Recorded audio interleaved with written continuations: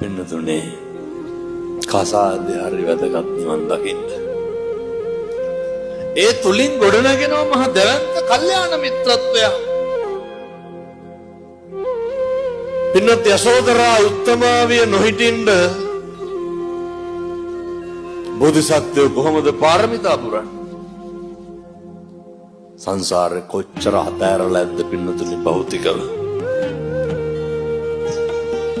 ජීවිත දන් දෙනකොට, දරුවෝ මහරජ්‍ය දන් දෙනකොට පින්නතුනි කොච්චර දරාගෙන. හැබැයි මෙහෙම කුට්ටියනවා. ඔය යශෝදරාවිය වගේ බිරින්දෑවරු හම්බෙන්නේ කාටද?